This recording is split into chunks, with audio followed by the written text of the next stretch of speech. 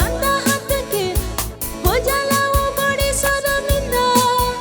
अब रोवे लग जाला फेरू पछताला, फेरू साबुन से रगड़ के हाथ धोवेला।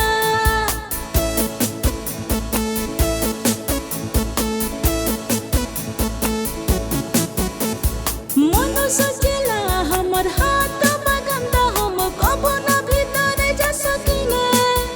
भगवान के फरिश्ते ओकरा से कहलस तोर मन बाटे सब भीतर आ तो खुशी से।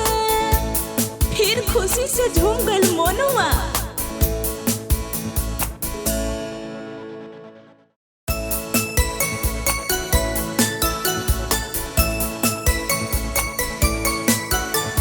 मनु एगो लड़का रहे जेकर माई ओकरा के बार बार डांटे समझावे। बेटा माटी से ना खेल ऐसे तोर छोटे हाथ देख कैसे मैल हो जाला मनु। मनु जब देखेला अपन गंदा हाथ के हो जाला वो बड़ी शर्मिंदा। अब रोवे लग जाला फेरू पछताला, फेरू साबुन से रगड़ के हाथ धोवेला।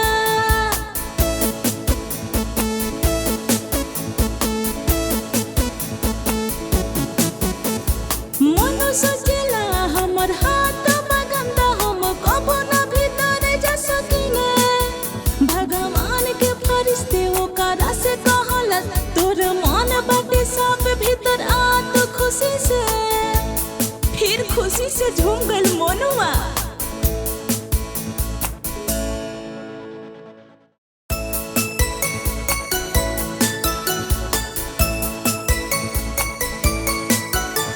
मनु एगो लड़का रहे जेकर माई ओकरा के बार बार डांटे समझावे। बेटा माटी से ना खेल ऐसे तोर छोटे हाथ देख कैसे मैल हो जाला मनु।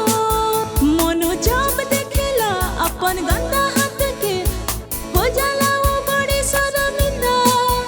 अब रोवे लग जाला फेरू पछताला, फेरू साबुन से रगड़ के हाथ धोवेला।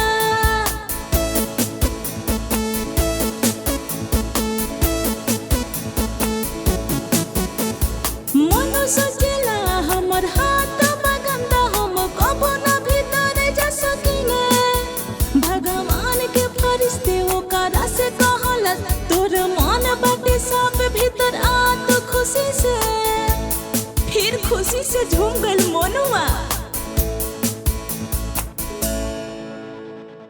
प्लीज लाइक करी, शेयर करी, सब्सक्राइब करी, लाल कलर के बटन के दबावल ना भूली। रिया भोजपुरी।